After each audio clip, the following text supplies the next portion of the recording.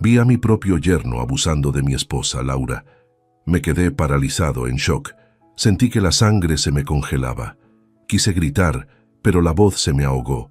Quise golpearlo, pero con un brazo menos y una pierna mutilada, ¿qué podía hacer? ¿Contra un hombre joven y fuerte? Me sentí inútil, derrotado, como si el accidente que me quitó media vida también me hubiera arrancado el valor. No actué porque el miedo me ató, porque la impotencia me dobló. Y esa cobardía me persiguió. Desde entonces, hasta el día en que decidí hablar y buscar justicia, venía cansado del trabajo, como siempre. Ese día terminé antes porque la máquina en la que estaba ayudando se descompuso y nos dejaron salir.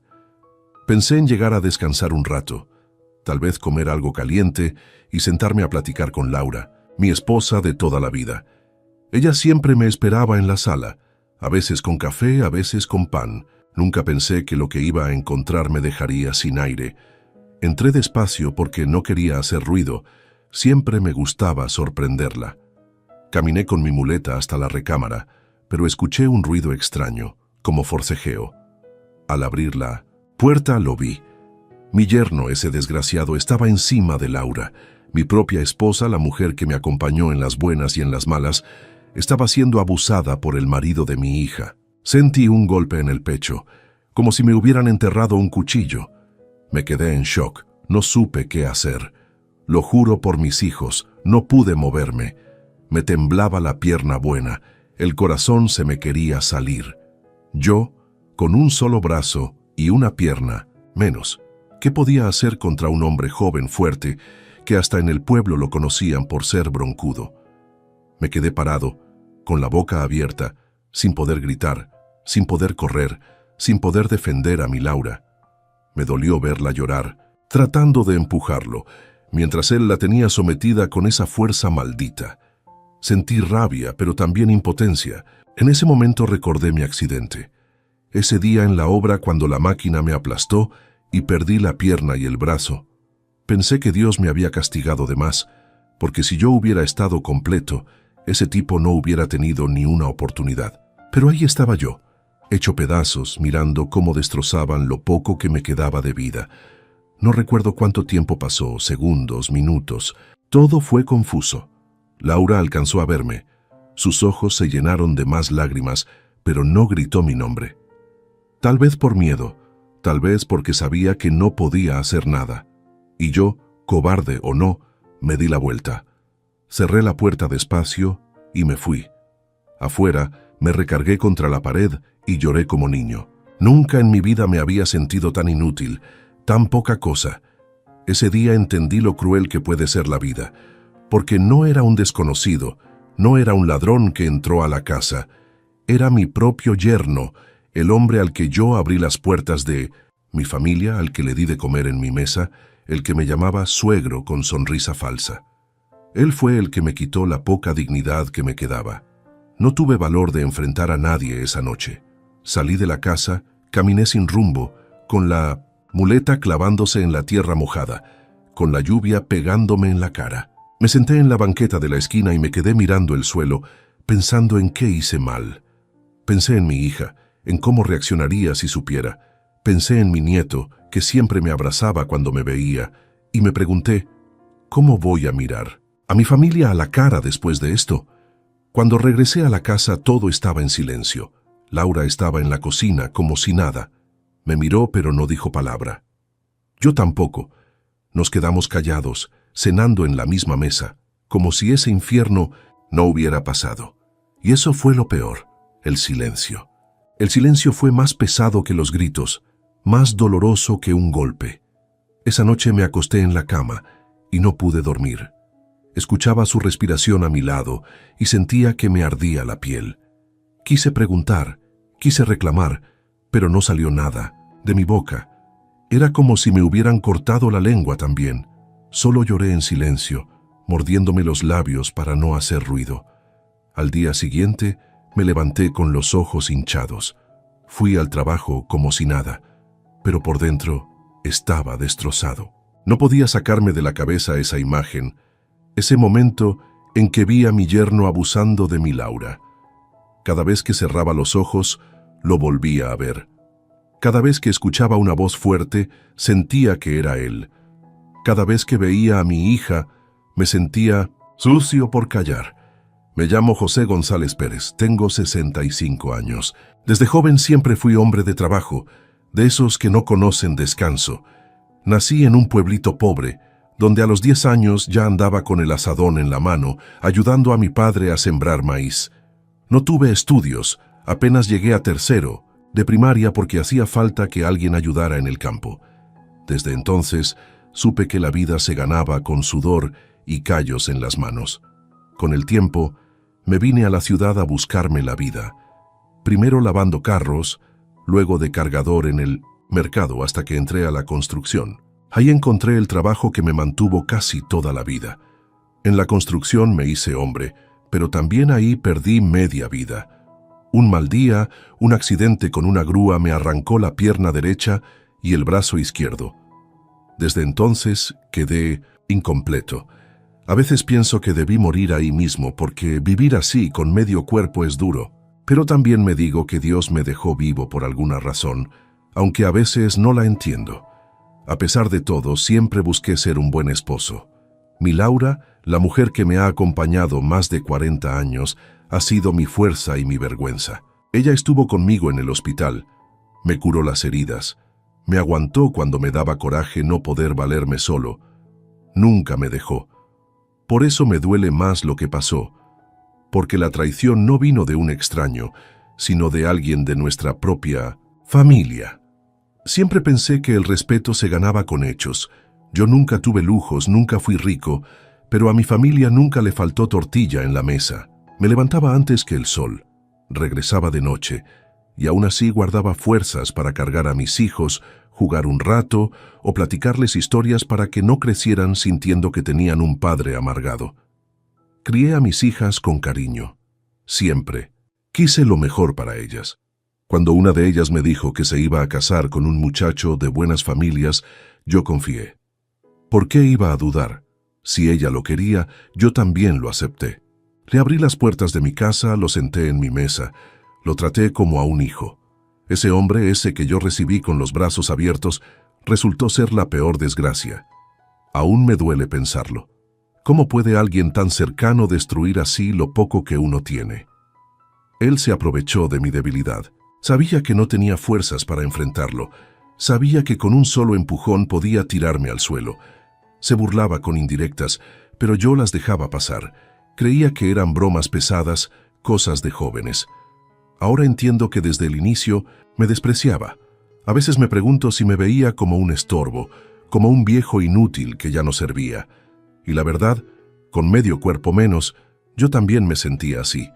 Pero una cosa es sentirse limitado, y otra que alguien te lo refriegue en la cara. Una vez en la mesa dijo que los hombres incompletos deberían quedarse en su cuarto para no incomodar a los demás. Mis hijas se rieron nerviosas. Laura bajó la mirada. Yo me mordí la lengua para no contestar, pero por dentro me ardía. Ahora pienso que esa fue la primera señal de lo que vendría. Nunca quise que mis nietos me vieran como un hombre derrotado. Con todo y mi cuerpo mutilado, trataba de ser alegre con ellos. Alejandro, el mayor, siempre me buscaba para platicar. Me preguntaba cosas de mi vida, de cómo era trabajar en la obra, de cómo sobreviví al accidente. Yo le contaba sin vergüenza, porque aunque me dolía, también me sentía orgulloso de haber salido adelante. Nunca imaginé que ese muchacho, hijo del mismo desgraciado que me destrozó, sería quien más tarde me tendería la mano para levantarme de nuevo. El contraste de mi vida siempre fue ese. Yo, un hombre que se partió el lomo para sacar adelante a su familia, contra un tipo que todo lo consiguió con trampas, con influencias, con palancas. Él era joven, fuerte, con amigos en la policía, con conocidos en la política. Yo, viejo, limitado, sin estudios, apenas con un par de amigos fieles que quedaban de aquellos años en la obra. Pero hay algo que él nunca tuvo: la verdad. Y esa, aunque tarde, siempre pesa más. Hoy, cuando me miro en el espejo, no veo a un hombre completo. Veo un cuerpo mutilado, cansado, lleno de cicatrices. Pero también veo a alguien que no se rindió, que a pesar de todo siguió caminando con la frente en alto. porque yo no me vencí ni cuando la máquina me arrancó media vida. Y ahora, aunque me quisieron pisotear en lo más sagrado, tampoco me vencí. Eso quiero que entiendan los que escuchen mi historia. Yo no soy un santo, pero tampoco merecía lo que me hicieron. Mi vida fue de sacrificio, y la injusticia que viví no tiene nombre. Esa es la carga que llevo y la razón por la que hoy decido hablar. Porque si me quedo callado, es como aceptar que todo mi esfuerzo no valió la pena. Después de aquel día en que lo vi con mis propios ojos, mi vida ya no volvió a ser igual. Lo que pasó me dejó marcado, pero lo peor vino después, cuando me di cuenta que no solo era el abuso, sino también la manera en que ese hombre empezó a tratarme como si yo no valiera nada. Fue como si hubiera encontrado una debilidad en mí y la usara cada vez que podía para hacerme sentir menos. La primera herida emocional fue clara. Estábamos todos reunidos en la mesa un domingo. Laura había hecho mole. Mis hijas platicaban de la escuela de los niños, y yo trataba de disfrutar ese momento familiar. De pronto mi yerno, con la boca llena y una sonrisa burlona, dijo en voz alta: «Un hombre sin pierna y sin brazo ya no es hombre, es solo una carga». Yo que usted, suegro, me quedaba sentado en mi cuarto para no dar lástima. El silencio en la mesa fue terrible. Mis hijas se miraron entre sí, Laura bajó la vista, y yo sentí como si me hubieran dado una bofetada frente a todos. El mole se me atragantó, la garganta se me cerró y mis manos temblaban. No dije nada. Me quedé mudo, con la mirada fija en mi plato, tragándome la rabia como si fuera veneno. Ese día me di cuenta de que no solo había sido un acto cobarde en la recámara, sino que él buscaba humillarme frente a mi propia familia. Desde entonces, las burlas empezaron a ser frecuentes. A veces eran comentarios disfrazados de chiste. ¿Cómo se pone los calcetines un manco? ¿A poco todavía puede con Laura con medio cuerpo? Mis nietos inocentes no entendían, pero las risitas de ese desgraciado me perforaban el alma.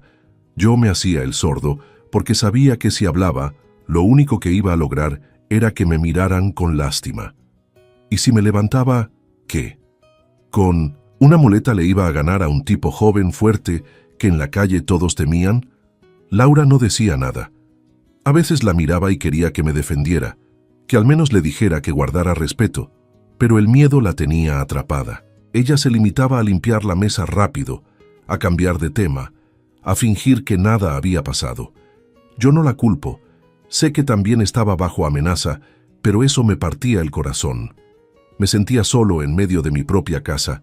Recuerdo bien una tarde que lo escuché hablando por teléfono en el patio. Creía que yo no estaba cerca. Se reía y decía: «Ese viejo ya no tarda en irse al panteón, y cuando se muera me quedo con todo. La casa, el carro y hasta la pensión de la viuda. ¿Qué va a hacer? ¿Con un brazo me va a detener?». Esas palabras se me quedaron grabadas como fuego. Esa fue la primera vez que sentí que mi vida corría peligro, no solo en lo emocional, sino también en lo material. Ese hombre no solo me estaba robando la dignidad, quería acabar conmigo para quedarse con lo poco que había logrado. Desde ese día empecé a vivir con miedo en mi propia casa. Cada vez que escuchaba pasos fuertes me ponía tenso. Cada vez que alguien tocaba la puerta, pensaba que eran malas noticias. Y aún así, guardaba silencio. Mi voz se ahogaba en la garganta. Quería gritarle al mundo lo que estaba pasando, pero no me salían las palabras. Cuando iba a la tienda, la gente me saludaba como siempre y yo fingía una sonrisa. Nadie imaginaba lo que ocurría detrás de las paredes de mi casa. Ese silencio me estaba matando. Me miraba al espejo y lo único que veía era un hombre derrotado, alguien que había trabajado toda su vida para terminar humillado por el marido de su hija. Sentía que si hablaba, nadie me iba a creer. ¿Quién le haría caso a un viejo inválido contra un hombre con dinero, influencias y amigos en todas partes? Ese pensamiento me cerraba la boca cada vez que intentaba sacar la verdad. Pero lo más doloroso fue la forma en que comenzó a adueñarse de los espacios. Se sentaba en mi sillón como si fuera suyo, tomaba mis herramientas, movía mis cosas sin pedirme permiso. Cuando le reclamaba me decía con descaro: «Relájese, suegro, usted ya ni las usa». ¿Qué hace un manco con herramientas? Cada palabra era un cuchillo directo al pecho. Yo callaba, aunque por dentro me hervía la sangre. Lo peor de todo era ver a Laura caminar como si trajera cadenas. Se notaba cansada, apagada, como si hubiera perdido la luz que siempre la caracterizó. Yo la conocí fuerte, alegre, cantando mientras cocinaba. Ahora apenas hablaba y evitaba el contacto visual. Sabía que ella también estaba sufriendo, pero ninguno de los dos se atrevía a romper el silencio. Después de aquellas primeras humillaciones, las cosas no pararon. Al contrario, se fueron poniendo peores. Yo pensaba que con el tiempo ese hombre iba a calmarse, que iba a entender el lugar que tenía en la familia, pero no fue así. Cada día se sentía más fuerte, más dueño de todo. Yo, en cambio, me iba apagando. No era solo el dolor de lo que había visto aquella tarde, era la manera en que me hacía sentir que mi casa ya no era mía, que yo solo estaba de sobra. Intenté hablar con mis hijas. Les quise decir lo que había pasado, pero nunca pude. Me miraban con ojos de incredulidad cada vez que insinuaba algo. Una de ellas hasta me dijo: «Papá, creo que usted exagera, mi esposo no es así, no le invente cosas». Esas palabras me partieron el alma. ¿Cómo le explicas a una hija que el hombre que eligió para formar su vida es un monstruo? Preferí callar para no perderla también, porque ya bastante tenía con sentirme traicionado en mi propia casa. Laura seguía sin decir nada. A veces la sorprendía llorando en silencio, con la mirada perdida, como si quisiera estar en otro lugar. Yo sabía que también la estaba destrozando por dentro, pero el miedo la tenía amarrada. Ese maldito sabía bien cómo controlarla. Littpick decía que si hablaba, le iba a quitar a los nietos, que tenía amigos en el juzgado, que nadie nos iba a creer. Y yo sabía que no mentía, porque en el barrio todos lo respetaban. Hasta los policías lo saludaban con una sonrisa servil cuando lo veían. Hubo un día en que ya no aguanté más. Le pedí a un viejo amigo que me ayudara a conseguir unos hombres para darle un escarmiento.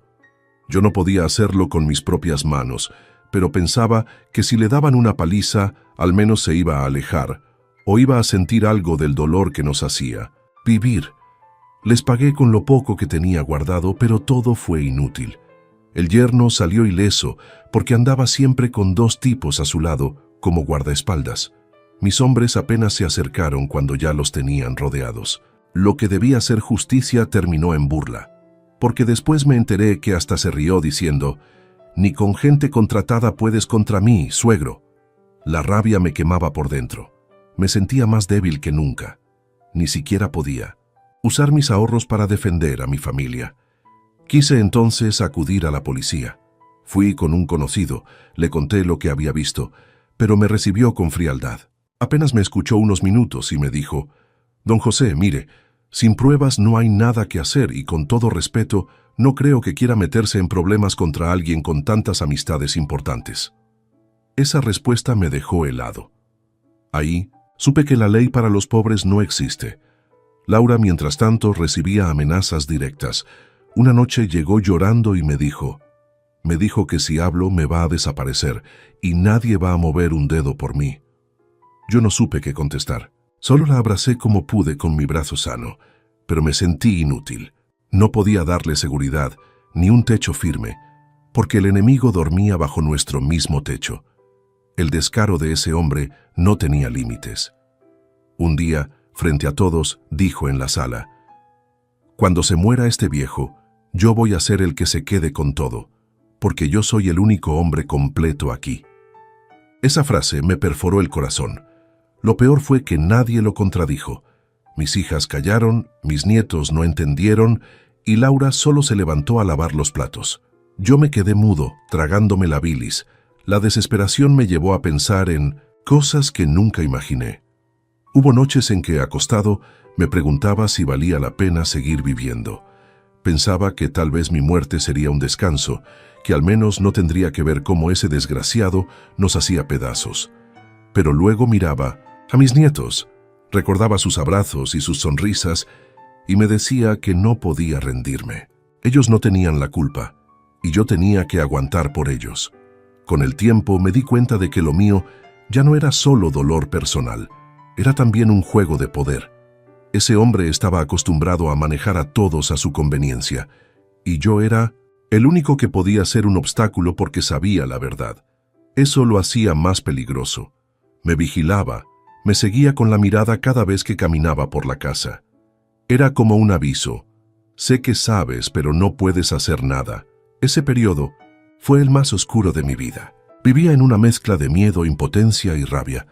Sentía que la casa se me caía encima, que el aire pesaba, que los días se hacían eternos. A veces iba al patio solo a llorar, porque no quería que mis nietos me vieran débil. Les inventaba que el polvo me había entrado a los ojos, pero ellos sospechaban. Los niños sienten cuando algo anda mal, y en esa casa todo estaba podrido. La vida me tenía acorralado. Yo ya no veía salida. Había intentado callar, había intentado denunciar, había intentado buscar justicia por mi cuenta y nada funcionaba. Ese hombre se reía de mí en mi propia cara. Yo era un inválido a sus ojos, un estorbo para la familia, alguien que solo servía para ser humillado. Pero llegó un día en que todo cambió, y fue gracias a la persona que menos imaginaba, mi nieto Alejandro. Alejandro siempre fue un muchacho diferente. Desde niño le gustaba preguntar de todo. No era como otros chamacos que solo pensaban en jugar. Él se sentaba conmigo, me pedía que le contara historias de cuando trabajaba en la obra, de cómo sobreviví al accidente, de cómo conocí a su abuela. Me escuchaba con respeto, con admiración, como si yo fuera un héroe y no un hombre mutilado. Yo sentía que era el único que me veía como persona completa. Una tarde, Alejandro llegó a la casa y me encontró llorando en el patio. Yo traté de limpiarme las lágrimas con la manga de la camisa, pero ya me había visto. Se me acercó y me dijo, «Abuelo, ¿qué pasa? Nunca lo había visto así». Quise negarlo, inventar que era cansancio, pero no pude. El dolor me ganó. Me solté y le conté todo. Le dije lo que vi aquella tarde al llegar temprano del trabajo. Le confesé lo que había hecho su padre con Laura, su propia abuela. Alejandro se quedó en silencio, con los ojos abiertos y las manos apretadas. Lo miré directo y le dije, «Hijo, sé que es tu papá, pero tenía que decírtelo porque me está matando por dentro». Esperaba un grito, un rechazo, que me dijera que estaba loco. Pero lo que hizo me sorprendió. Se levantó, me abrazó fuerte y me dijo, «Abuelo, yo le creo, y aunque me duela si es cierto, ese hombre tiene que pagar». En ese momento sentí algo que no había sentido en mucho tiempo, esperanza. Era como si una luz se hubiera encendido en medio de la oscuridad. Alejandro no solo me creyó, también me prometió que me iba a ayudar. Y esas palabras fueron más poderosas que cualquier medicina, que cualquier consuelo. Días después, Alejandro comenzó a investigar. Me contó que en la universidad ya estaba en el último año de Derecho y que tenía maestros que podían orientarlo. Me dijo, «Abuelo, usted no está solo. Yo sé cómo mover esto. Tal vez no sea fácil, pero le juro que lo vamos a intentar». Yo lo miraba hablar con tanta seguridad que me daban ganas de llorar otra vez, pero ahora de alivio.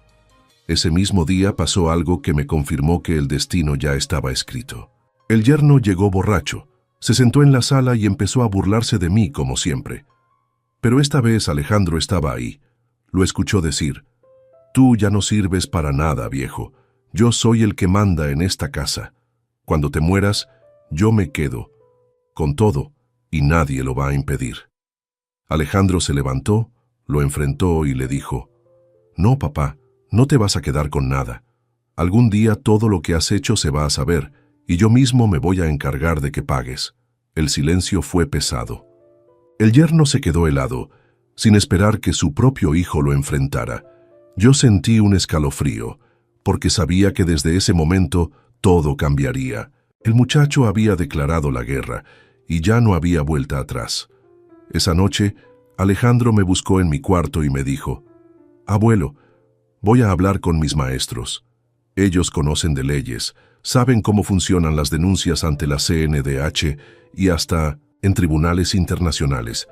No le prometo que sea rápido, pero sí le prometo que voy a dar la cara, aunque se trate de mi padre». Yo no tenía palabras. Solo lo abracé con mi brazo sano y lloré. Ese fue mi momento de quiebre. No porque me derrumbé, sino porque entendí que había una nueva fuerza empujándome. Yo ya estaba cansado, viejo, limitado, pero Alejandro era joven, fuerte, preparado, y tenía algo que a mí me faltaba: confianza en que la justicia sí podía alcanzarnos. Cuando Alejandro me prometió que me iba a ayudar, pensé que eran palabras de consuelo, nada más. Pero el muchacho me demostró que hablaba en serio. Pasaron unos días y comenzó a traerme papeles, libros y hasta copias de leyes que yo ni entendía. Se sentaba conmigo en la mesa. Me explicaba con paciencia cómo funcionaban las denuncias, qué era lo que teníamos que demostrar, qué tipo de pruebas necesitábamos. Yo lo miraba hablar y no podía creer que ese chamaco que yo cargaba en los hombros ahora me estaba enseñando a mí cómo defenderme. Me contó que habló con un maestro de la universidad que había trabajado en la Comisión Nacional de los Derechos Humanos. Ese hombre, al escuchar la historia, le dijo que era un caso grave y que si lográbamos juntar pruebas, no podían ignorarlo. Alejandro se emocionó y me dijo: «Abuelo, este puede ser el camino. No será fácil, pero si lo hacemos, bien, vamos a obligarlos a mirarnos». Yo lo escuchaba con lágrimas en los ojos. Por primera vez alguien nos tomaba en serio. Sentí que esa puerta que parecía cerrada de golpe empezaba a abrirse un poquito. Claro, también me daba miedo. Ese hombre, mi yerno, tenía amigos en todos lados, sabía mover hilos, sabía callar bocas, pero Alejandro estaba decidido. Y si él estaba dispuesto a arriesgarse, yo también lo estaría. Un día, Alejandro llegó con algo que llamó oro puro. Había logrado meterse a la computadora de su padre porque tenía las claves que usaban en la casa. Me mostró mensajes de WhatsApp y correos donde el desgraciado se burlaba de mí. Uno decía: «Ese viejo manco ya no tarda en estirar la pata y yo me quedo con todo. Ni su hija ni nadie me van a detener». Otro más fuerte decía: «Laura está bajo control. Sabe que si habla desaparece. Ese inválido puede gritar lo que quiera, nadie le va a creer». Cuando leí esas palabras, me tembló todo el cuerpo. Era la prueba de lo que yo había sentido siempre, que no eran solo mis pensamientos, sino que él mismo se regodeaba de humillarme. Alejandro me dijo que eso era apenas el inicio, que todavía había más cosas escondidas, incluso transferencias de dinero sospechosas a cuentas de policías y funcionarios. Yo no entendía mucho de esas cosas, pero confié en él. Otra tarde, Alejandro me llevó un papel doblado. Era un recibo de pago a nombre de un juez local. Me explicó que con eso podíamos probar que su padre había comprado favores. Era peligroso tener ese papel, pero también podía ser nuestra arma secreta. «Esto, abuelo, lo vamos a guardar como el as bajo la manga. Si intentan callarnos, lo sacamos y no van a poder negarlo», me dijo. Esa noche casi no dormí. Tenía miedo, sí, pero también sentí que la balanza estaba empezando a moverse. Era como si Dios hubiera decidido poner a mi nieto como instrumento para abrir un camino que yo ya no podía recorrer solo.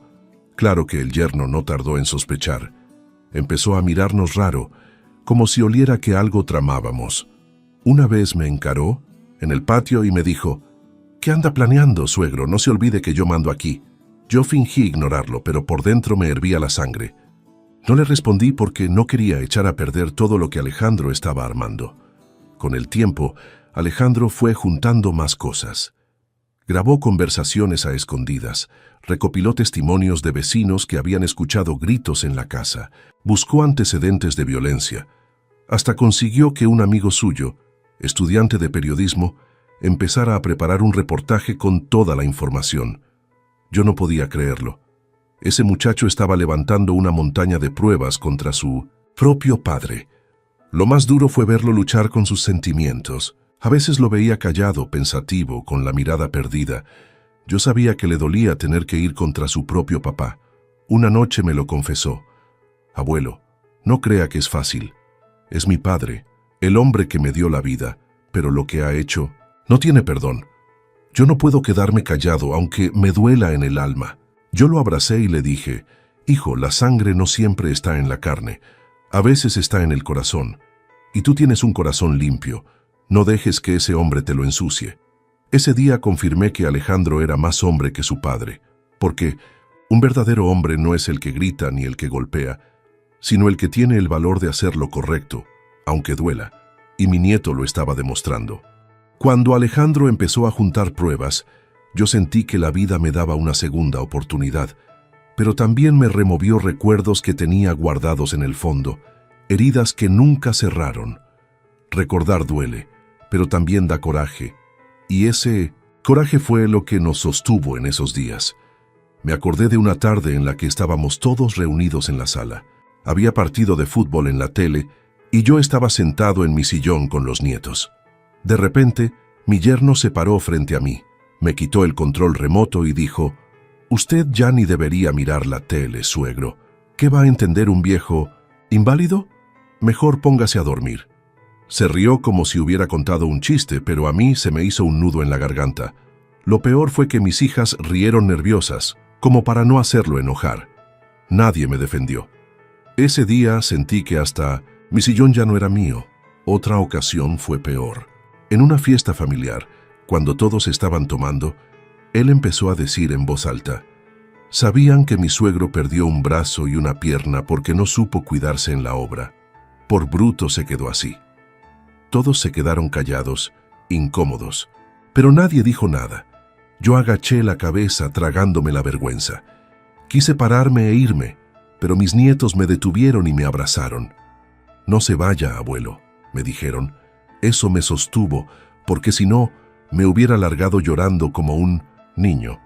También recuerdo la primera vez que me hizo sentir menos frente a Laura.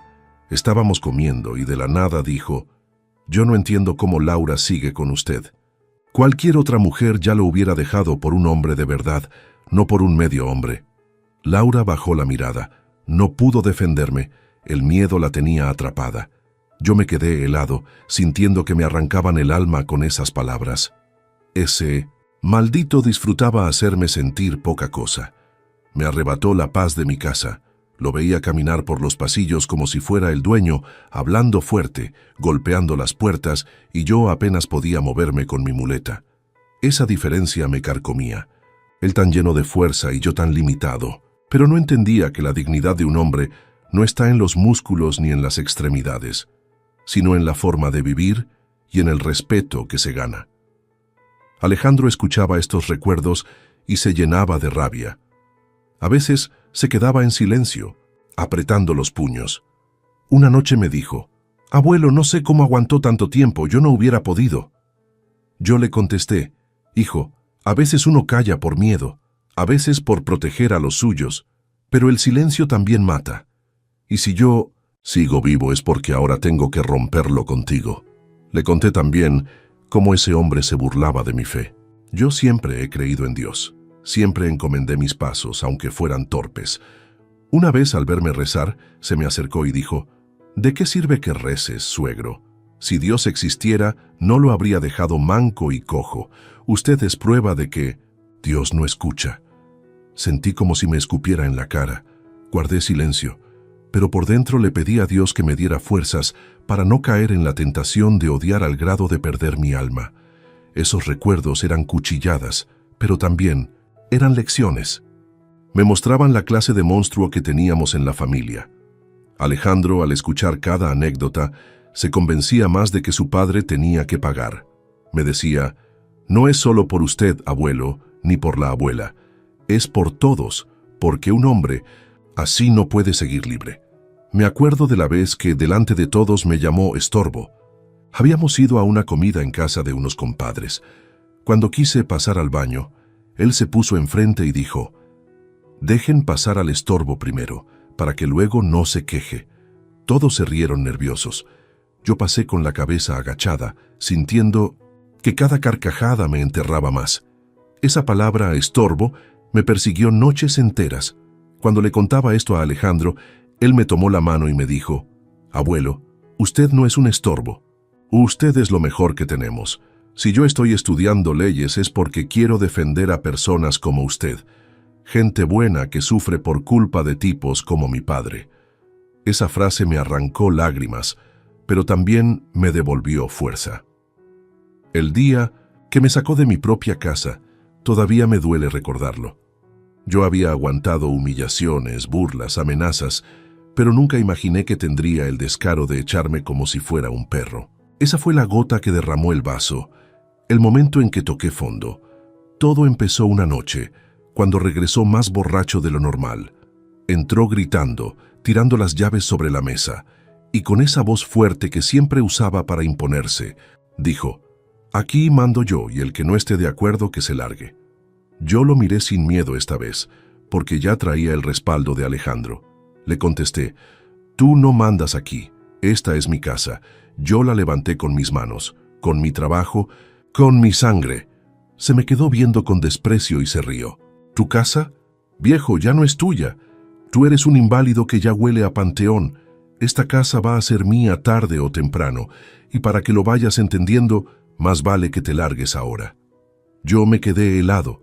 No podía creer lo que estaba oyendo. Laura, mi esposa, estaba ahí, con la cara llena de lágrimas, pero sin poder decir nada. Tenía tanto miedo que apenas podía respirar. Él no se conformó con las palabras. Caminó hacia mí, me empujó con fuerza y me tiró al suelo. Caí con la muleta de lado, golpeándome en la cadera. El dolor fue fuerte, pero más fuerte fue la vergüenza de ver cómo mis nietos lloraban al verme en el piso. Alejandro corrió a ayudarme, pero el yerno lo detuvo de un jalón del brazo y le gritó: «No te metas, chamaco, que eres mi hijo y tienes que obedecerme». Ese momento se me quedó grabado como fuego. Ver a mi nieto enfrentarlo con la mirada y decirle: «No soy como tú y nunca lo seré». Esa valentía me sostuvo porque yo ya no tenía fuerzas. Pero aún así, ese desgraciado me levantó de la camisa y me dijo al oído: «Lárgate, viejo. Esta es mi casa ahora. Si mañana amaneces, aquí te saco con la policía o con algo peor». Alejandro se soltó y lo enfrentó, pero yo lo detuve con la mirada. No quería que ese pleito acabara en desgracia. Con el corazón hecho pedazos, recogí una bolsa de ropa, lo poco que tenía, y salí por la puerta. Nadie me detuvo. Laura me vio, llorando, pero no pudo decir nada. Mis hijas bajaron la cabeza. El silencio fue peor que los gritos. Esa noche caminé como pude por la calle, con la muleta apoyándome y la bolsa arrastrando. La lluvia empezó a caer despacito, como si el cielo llorara conmigo. Sentía el agua en la cara, pero no me importaba. Lo que me dolía era el alma, sentir que mi propia casa, el lugar donde había criado a mis hijas, ya no era mío. Ese hombre había logrado echarme como si yo fuera un extraño. Me senté en una banqueta, empapado, sin saber a dónde ir. Pensé en terminar ahí, dejar que la lluvia me enfermara, que la vida se acabara de una vez. Pero entonces recordé a Alejandro. Ese muchacho no merecía quedarse solo en esa lucha. Tenía que aguantar aunque me doliera, aunque todo pareciera perdido. De repente escuché una voz que me llamó por mi nombre. Era don Manuel, un viejo amigo de la obra. Él me había visto caminar bajo la lluvia y se acercó. Me preguntó qué pasaba, y aunque me dio vergüenza, terminé contándole. No lo pensó dos veces. Me llevó a su casa, me ofreció un catre y un plato de sopa caliente. Ese gesto me salvó. Sentí que Dios me estaba mandando un ángel en medio de la tormenta. En casa de don Manuel pasé mis primeras noches fuera de mi hogar. Al principio no podía dormir. Me quedaba pensando en Laura, en cómo estaría, en si estaría soportando otra humillación. Pero también pensaba en Alejandro, en lo que me había prometido.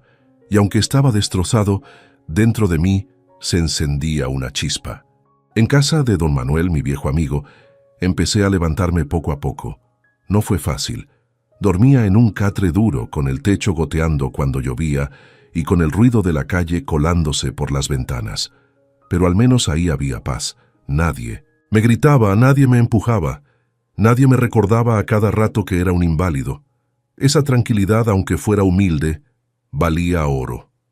Los primeros días me sentía extraño, como un perro sin dueño. Me levantaba temprano, me sentaba en la banqueta con mi muleta y me quedaba viendo pasar la gente. Extrañaba mi casa, mi sillón, mi cocina, aunque ya no eran míos. Pero con el tiempo entendí que a veces es mejor tener un lugar pobre y tranquilo que una casa grande llena de gritos y miedo. Alejandro no me dejó solo ni un momento. Iba a verme casi todos los días. Llegaba con su mochila llena de papeles, con libros, con recortes de periódico. Se sentaba conmigo en la mesa de don Manuel y me decía: «Abuelo, ya empecé a armar el caso, esto no puede quedarse así». Lo escuchaba hablar con esa energía que solo los jóvenes tienen, y sentía que dentro de mí revivía algo que creía muerto. Me contó que varios de sus maestros estaban interesados en el caso. Uno le dijo que podíamos llevarlo a la Comisión Nacional de los Derechos Humanos, porque ahí no importa tanto el dinero ni las influencias, sino la presión social. Eso me animó, porque si algo nos sobraba era el dolor y la verdad. Alejandro también me dijo que había un grupo de estudiantes de periodismo que estaban dispuestos a dar difusión. Eso era importante, porque cuando un caso se hace público, los poderosos ya no pueden taparlo tan fácil. Yo lo miraba y le decía: «Hijo, ¿y si nos pasa algo? Tu papá no se va a quedar quieto». Él me respondía con firmeza: «Que haga lo que quiera, abuelo, ya no tenemos miedo, y si me toca arriesgarme, lo haré, porque no puedo vivir sabiendo que usted y la abuela sufren por culpa de él». Esas palabras me daban vida. Nunca pensé que mi nieto iba a ser mi defensor. Para mí, los nietos son los que uno protege, a los que uno enseña. Pero aquí era al revés. Él estaba protegiéndome a mí. Y eso me hacía sentir orgulloso, porque significaba que no todo estaba perdido, que mi sangre todavía tenía algo de valor. Con el tiempo empecé a adaptarme. Don Manuel me prestaba un espacio en su taller. Yo no podía trabajar como antes, pero todavía podía lijar madera con mi brazo bueno. Todavía podía dar consejos a los muchachos que él contrataba. Sentía que no estaba tan inútil, que podía aportar algo. Eso me ayudaba a no caer en la tristeza. Por las tardes, Alejandro me leía documentos. Me explicaba qué significaban las pruebas que ya teníamos y cómo podíamos usarlas. Me hablaba de grabaciones, de testimonios de vecinos, de correos que había encontrado en la computadora de su padre. Yo no entendía del todo, pero lo escuchaba con atención, y cada palabra era como una piedra más en la pared que estábamos construyendo contra ese desgraciado. Un día Alejandro llegó emocionado. Me enseñó su celular y me dijo: «Mire, abuelo, ya empezamos a difundir un poco. Hay gente en redes sociales que está hablando del caso. No decimos nombres todavía, pero pronto lo vamos a hacer». Yo no sabía mucho de esas cosas modernas, pero al ver que otros hablaban de nuestra situación, sentí que ya no estaba tan solo. Claro que el miedo seguía ahí. Sabíamos que en cualquier momento el yerno podía descubrir lo que estábamos haciendo y lanzarse con todo. Alejandro me decía: «Por eso hay que movernos rápido. Tenemos que ir armando la denuncia con tanto peso que no pueda frenarla ni con sus contactos». Yo asentía confiando en él. Una tarde, mientras platicábamos en el patio, le dije: «Hijo, a veces pienso que esto es muy grande para nosotros. Tu papá es poderoso, tiene dinero, tiene amigos. Nosotros solo tenemos la verdad». Él me contestó: «Abuelo, a veces la verdad es más fuerte que todo eso. La gente está cansada de los abusos. Si mostramos lo que pasó, nos van a apoyar». Y tenía razón. Poco a poco empezamos a ver señales. Vecinos que antes callaban se acercaban conmigo y me decían: «Don José, yo escuché gritos esa noche. Yo vi cómo su yerno trataba mal a la señora». Eran pequeñas voces, pero sumaban. Y cada testimonio era una herida más en la armadura de ese hombre. Alejandro no perdía el tiempo. Mientras yo me acostumbraba a vivir en casa de don Manuel, él ya estaba armando un plan más grande de lo que yo imaginaba. Venía todos los días con papeles nuevos, grabaciones y hasta testimonios escritos. Me explicaba cada cosa con calma, como si yo fuera su compañero de escuela. «Abuelo, no se preocupe si no entiende todo. Lo importante es que sepa que tenemos material para que esto no se quede en el aire». Yo lo escuchaba y me sentía orgulloso. Era como ver a un abogado joven en pleno nacimiento, dispuesto a dar la cara aunque tuviera que ir contra su propio padre. Una tarde llegó con varios documentos. Me dijo que un antiguo socio de su papá, enojado porque lo había traicionado en Minnesota, un negocio sucio, había aceptado hablar. Ese hombre le entregó copias de contratos y correos donde se mostraban pagos ilegales, sobornos y amenazas. Cuando los vi no entendía mucho, pero Alejandro me dijo: «Esto es dinamita, abuelo. Si lo sacamos en el momento justo, lo hundimos». El plan empezó a tomar forma. Lo primero era presentar una denuncia formal en la CNDH, respaldada con pruebas sólidas. Las conversaciones de WhatsApp, los correos, los recibos de pagos sospechosos y los testimonios de vecinos. Lo segundo era preparar un reportaje con los estudiantes de periodismo que ya estaban interesados. Y lo tercero, lo más arriesgado, era hacer público un video mío dando testimonio. Cuando Alejandro me lo propuso, dudé. Me daba miedo. Pensaba en Laura, en mis hijas, en lo que diría la gente. ¿Qué tal si nadie me creía? ¿Qué tal si decían que era un viejo resentido inventando cosas? Alejandro me tomó de la mano y me dijo: «Abuelo, su voz es lo más importante. Si usted los cuenta, la gente va a sentirlo. No tiene que decir palabras bonitas, solo lo que vivió. Eso va a pesar más que cualquier documento». Acepté, aunque con nervios. Una tarde, con una cámara prestada, Alejandro me sentó en una silla en el patio de Don Manuel. Me pidió que hablara desde el corazón, y así lo hice. Conté lo que vi aquel día al entrar temprano a casa, conté las humillaciones, las amenazas, las veces que me hicieron sentir un estorbo. Mi voz temblaba, pero no de miedo, sino de rabia. Cuando terminé, Alejandro me abrazó y me dijo: «Abuelo, lo que acaba de hacer va a cambiarlo todo». Subieron el video de forma anónima a redes sociales. Yo no entendía cómo funcionaba eso, pero Alejandro me enseñó al día siguiente. Había cientos de comentarios, gente que decía: «Ese hombre merece justicia. No podemos seguir callando abusos así». Otros pedían que se dijeran los nombres. Yo no podía creer que mi historia, mi dolor, estuviera moviendo corazones en lugares que ni conocía. Pero no todo fue alegría. A los pocos días empezaron a llegar mensajes raros al celular de Alejandro. Números desconocidos le decían que dejara de mover el caso, que podía arrepentirse.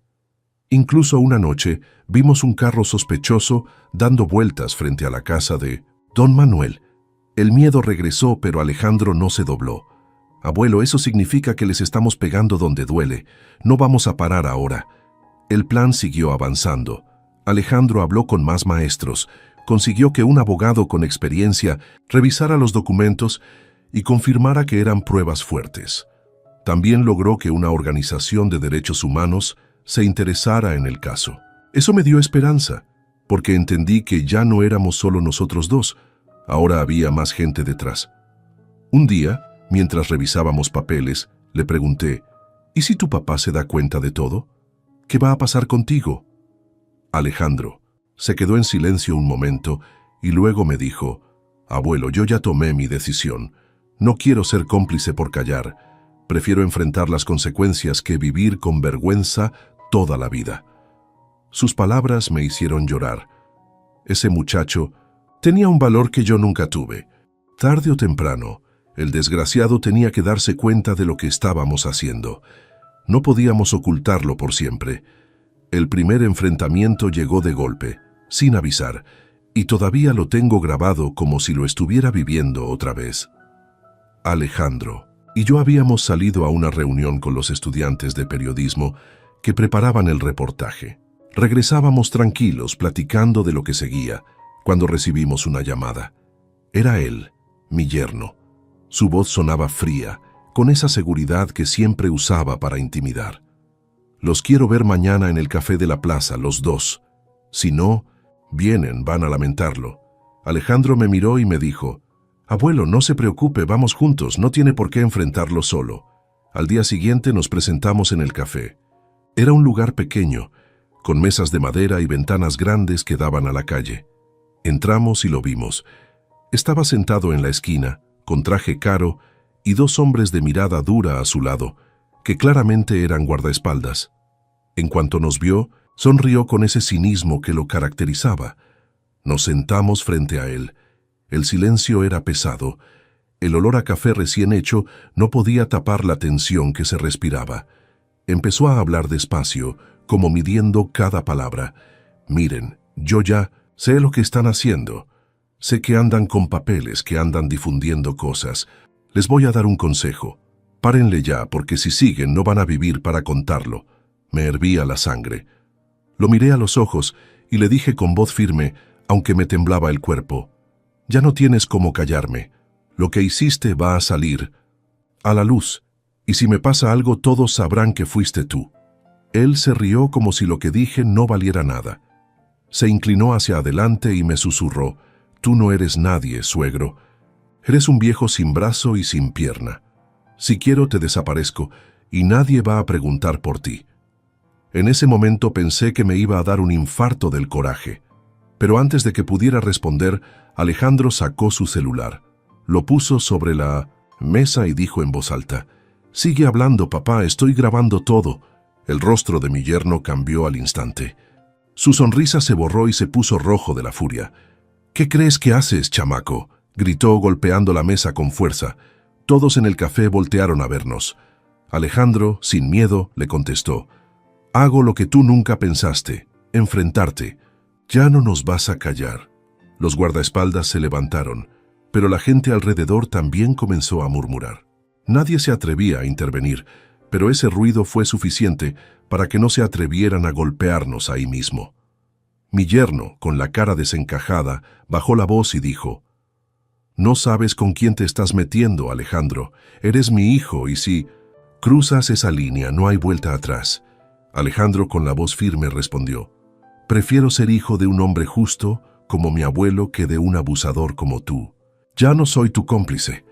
Yo sentí un nudo en la garganta. Nunca imaginé escuchar a mi nieto hablar así, tan fuerte, tan valiente. Él se levantó de golpe, tirando la silla hacia atrás. Los guardaespaldas lo siguieron. Antes de irse, me señaló con el dedo y dijo: esto no se queda así, José. Te lo juro por mi sangre, vas a pagar caro. Nos quedamos sentados, con el corazón latiéndonos fuerte. Alejandro apagó el celular y me dijo en voz baja: ya tenemos más pruebas. Abuelo, lo que dijo aquí es suficiente para demostrar que nos amenaza. Yo lo miré y le puse la mano en el hombro. Hijo, hoy me devolviste el aire. Nunca pensé que alguien de mi sangre iba a enfrentarlo de frente. Ese día salimos del café, con miedo, sí, porque sabíamos que la guerra apenas empezaba. Pero también salimos con más fuerza que nunca. Ya no éramos víctimas escondidas. Ahora éramos dos hombres decididos a pelear, uno viejo y mutilado, y otro joven y lleno de coraje. Y juntos, por primera vez, lo habíamos puesto contra las cuerdas. Después de aquel enfrentamiento en el café, la vida ya no fue la misma.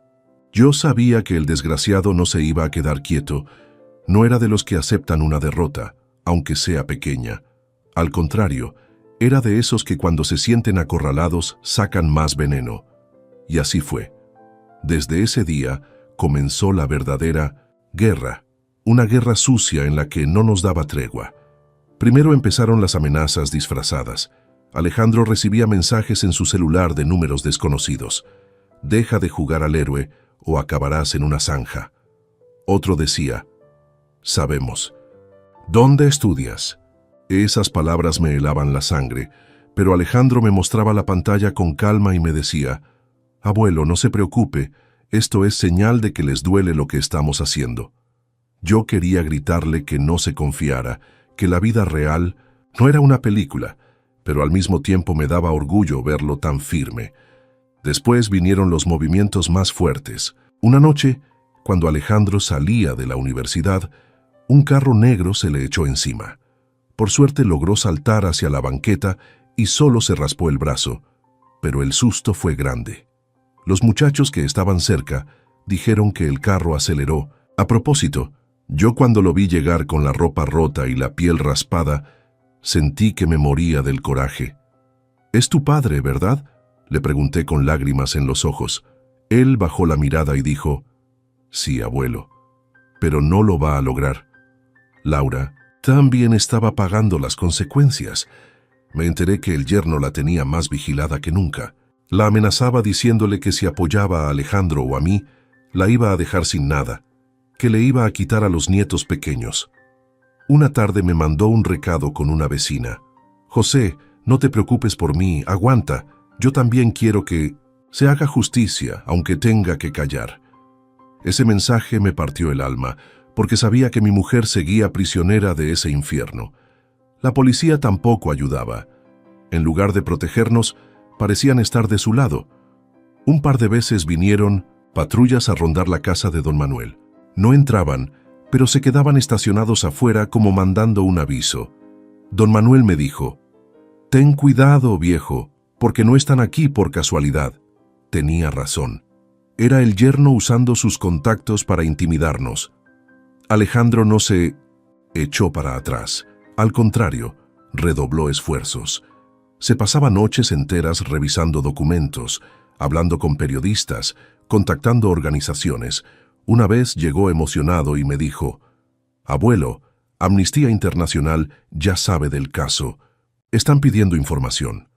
Yo casi no entendía qué significaba eso, pero él me explicó que era importante, que si organismos internacionales volteaban a vernos, el caso iba a explotar. Mientras tanto, yo trataba de mantenerme fuerte, aunque por dentro el miedo me carcomía. Caminaba por la calle con la sensación de que me seguían. Una vez un tipo me gritó desde una moto: «Viejo, cierra la boca si no quieres acabar en el panteón». Esa noche no pude dormir. Me quedé sentado en el catre, rezando con las manos juntas, pidiéndole a Dios que protegiera a mi nieto. El yerno también intentó ensuciar nuestro nombre. Mandó rumores al barrio diciendo que yo estaba inventando todo porque estaba loco, que mis medicinas me hacían alucinar. Algunos vecinos comenzaron a verme raro, como dudando. Eso me dolió más que los golpes, porque el que vive de la verdad no soporta que lo llamen mentiroso. Alejandro me calmó y me dijo: «No se preocupe, abuelo, la verdad va a salir. Los que dudan hoy serán los que mañana pidan perdón». Pero el momento más duro fue cuando intentó atacar a Alejandro legalmente. De la nada apareció una denuncia contra él por difamación y calumnias. Querían mancharlo para frenarlo, pero los maestros de la universidad lo apoyaron. Uno de ellos le dijo: «No tengas miedo, esto es parte de su estrategia. Si te demandan es porque saben que estás golpeando donde duele». Yo veía a mi nieto corriendo de un lado a otro, cargando papeles, asistiendo a reuniones, arriesgando su seguridad, y me sentía culpable.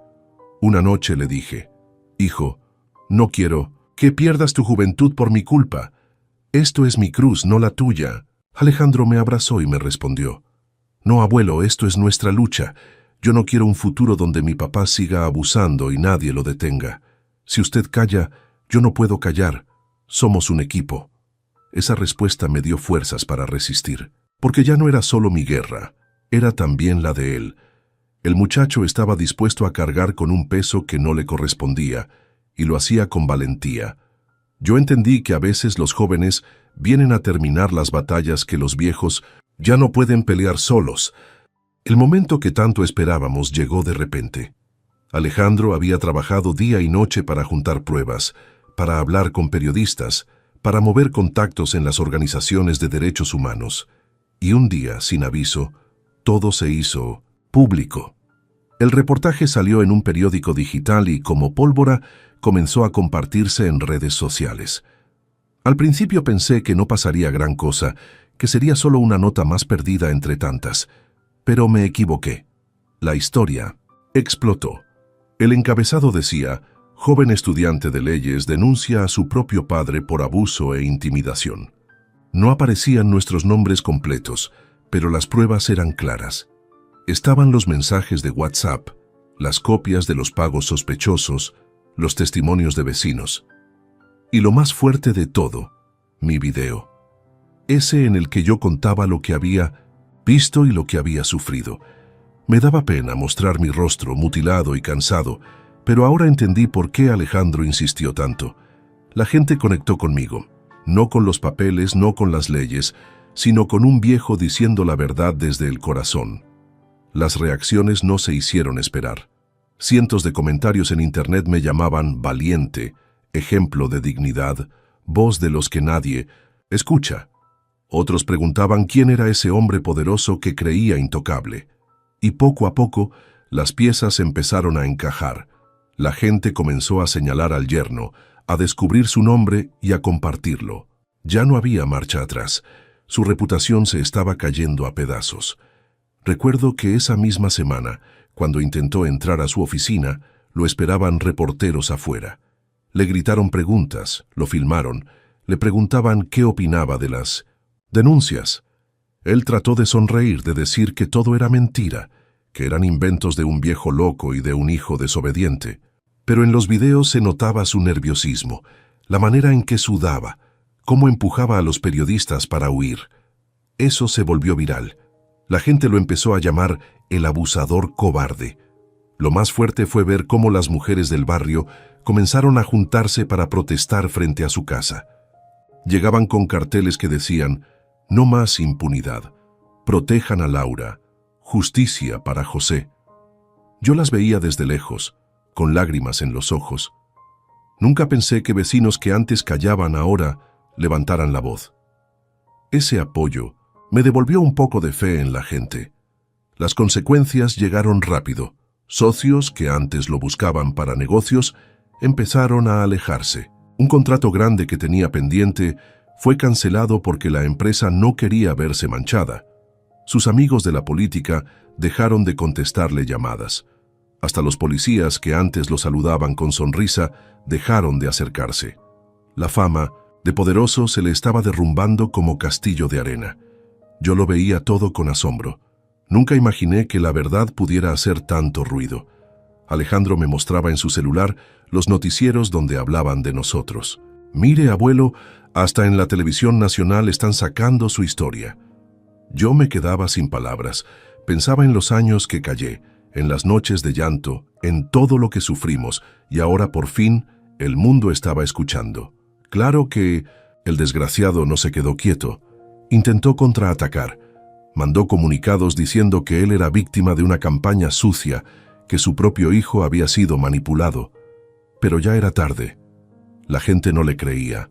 Los comentarios en internet eran cada vez más duros. Ese hombre no merece ni estar libre. ¿Cómo un padre puede ser denunciado por su propio hijo? Algo grave debe haber hecho. Lo que más me impresionó fue la reacción de Alejandro. En lugar de doblarse ante los ataques, se hizo más fuerte. Dio entrevistas a estudiantes de periodismo, habló en foros de la universidad, explicó cómo había decidido enfrentarse a la injusticia, y en cada palabra mencionaba mi nombre. Decía que lo hacía por su abuelo, porque yo le había enseñado lo que significa dignidad. Eso me llenaba de orgullo. Un día, mientras caminaba con mi muleta por la plaza, una señora que no conocía se me acercó. Me dio la mano y me dijo: «Don José, lo admiro. Gracias por no quedarse callado. Usted representa a muchos que hemos sufrido en silencio». Yo no supe qué decir. Solo le agradecí con un nudo en la garganta. En ese momento entendí que mi dolor se había convertido en voz para otros. El día de la audiencia fue como una tormenta anunciada. Todos sabíamos que algo grande iba a pasar. Alejandro había trabajado semanas para juntar todo: pruebas, testimonios, documentos y hasta grabaciones. Los periodistas ya estaban enterados y había cámaras afuera del tribunal. Yo nunca había estado en un lugar así, pero esa mañana me puse mi mejor camisa, la misma que usé en la boda de mi hija, y me apoyé en mi muleta con fuerza. Sentía que ese día no podía mostrar debilidad. Cuando llegamos, había gente esperándonos. Algunos gritaban palabras de apoyo, otros llevaban pancartas pidiendo justicia. Yo me sentía abrumado, pero también acompañado. Ya no era el viejo, que lloraba solo en un catre. Ahora tenía un ejército de voces detrás. Adentro, el ambiente era tenso. El yerno entró con traje elegante, pero su cara lo delataba. Estaba pálido, con las manos temblorosas. Aún así, trató de mantener su arrogancia. Caminaba como si todavía tuviera el control, pero los murmullos de la gente lo seguían como sombra. Alejandro estaba a mi lado, serio, con sus papeles en orden. Cuando lo vi tan firme pensé que ese muchacho ya no era solo mi nieto, era un guerrero. La audiencia comenzó. El juez pidió silencio y dio la palabra a Alejandro. Mi nieto se levantó y habló con una seguridad que me dejó sin aliento. Explicó cada detalle, presentó cada prueba, Mostró los mensajes, los recibos, los testimonios. Su voz no temblaba. Era clara, fuerte, directa. «Aquí están las pruebas de los abusos, de las amenazas, de la corrupción», dijo. Los presentes lo escuchaban atentos. Luego llegó mi turno. Me levanté despacio, con mi muleta. Caminé hasta el estrado y me senté frente a todos. Mi voz al principio se quebraba, pero respiré hondo y dije lo que llevaba años guardando. Conté cómo lo vi abusar de Laura, cómo me humilló, cómo me sacó de mi casa. Conté las noches de silencio, las amenazas, las veces que me hizo sentir menos que nada. Había lágrimas en mis ojos, pero no bajé la mirada. Cuando terminé, se escuchó un murmullo fuerte en la sala. El yerno no se quedó callado. Se levantó y gritó: «Todo esto es mentira. Ese viejo está loco y mi hijo es un traidor manipulado». Su voz retumbaba, pero ya no imponía respeto. Se notaba desesperado, fuera de control. Alejandro, en lugar de intimidarse, sacó su celular y puso la grabación de aquel café, donde él mismo nos amenazaba. El silencio fue absoluto. Todos escucharon su voz diciendo: «Si siguen, no van a vivir para contarlo». El juez lo miró con dureza. El golpe final vino de donde menos. Lo esperaba. Laura, mi esposa, que siempre había callado por miedo, se levantó. Con lágrimas en el rostro habló frente a todos. Yo también sufrí. Él me amenazó, me golpeó, me humilló, me obligó a callar. Pero hoy digo la verdad. Ese hombre es un abusador. Su voz quebrada fue más fuerte que cualquier documento. El público se puso de pie y algunos aplaudieron. El yerno perdió la compostura. Gritaba insultos, golpeaba la mesa, señalaba a todos. «Esto es una conspiración. No pueden hacerme esto. Yo soy intocable», repetía. Pero ya no había quien lo defendiera. Ni sus abogados sabían qué hacer. El juez pidió orden y los guardias lo sujetaron. Las cámaras captaron todo. Su cara desencajada, sus gritos, su furia impotente. Esa imagen se volvió noticia de inmediato. «El poderoso empresario cae por denuncias de su propia familia», decían los titulares. Yo lo vi patalear y por primera vez en muchos años sentí que la balanza estaba de nuestro lado. Al salir del tribunal, la gente me rodeó. Algunos me abrazaban, otros me daban la mano. Yo apenas podía hablar, solo lloraba. Alejandro me sostenía y me decía: «Lo logramos, abuelo. La verdad lo derrumbó». Y yo asentía, agradecido, aunque por dentro todavía me dolía todo lo que habíamos perdido. Después de la audiencia, el destino de mi yerno quedó sellado. Los jueces ordenaron su detención inmediata por las pruebas y los testimonios que lo hundieron. Yo lo vi esposado, con la cara roja de furia, gritando como loco. Decía que lo iban a pagar, que tenía amigos que lo sacarían. Pero nadie se movió. Ya no tenía a quién llamar, ya nadie lo respaldaba. Su tiempo de sentirse intocable se había acabado. Las imágenes de él siendo llevado por los guardias corrieron por todas partes. Los noticieros las repetían una y otra vez. Los periódicos sacaron su foto con titulares como «Cae el poderoso abusador. Su propio hijo y suegro lo hunden». Era un espectáculo que jamás pensé vivir, ver al hombre que me humilló reducido a un criminal frente a todo el país. Los primeros días en la cárcel fueron un infierno para él. Me contaron que intentó sobornar a los guardias, que trató de usar sus contactos, pero ya nadie quería arriesgarse. Lo reconocieron otros reclusos y lo señalaron. Para muchos era el ejemplo de lo que odiaban, un abusador con dinero que se creía invencible. Allí ya no tenía poder, ni guardaespaldas, ni trajes caros. Solo era un hombre más, débil, temeroso, acorralado. Mientras tanto, la vida me dio un respiro. No voy a decir que todo se arregló, porque las heridas no se borran. El daño a Laura, a mí, a la familia, no se cura con un juicio, pero por primera vez en mucho tiempo pude dormir sin miedo. Pude sentarme en una mesa a tomar café sin sentir que alguien me iba a callar. Esa paz, aunque pequeña, fue un regalo. Lo más grande fue ver a Alejandro. Ese muchacho se convirtió en mi orgullo más grande. A pesar de que era su propio padre, no dudó en hacer lo correcto. Recibió aplausos en la universidad, sus maestros lo felicitaron, y hasta le ofrecieron becas para seguir estudiando. Él me decía: «Abuelo, no lo hice por fama ni por reconocimiento, lo hice por usted y por la abuela, porque ustedes merecían justicia». Laura, poco a poco, fue recobrando su voz. Ya no tenía encima al hombre que la aterrorizaba. Comenzó a hablar más, a sonreír tímidamente, a sentarse conmigo en paz.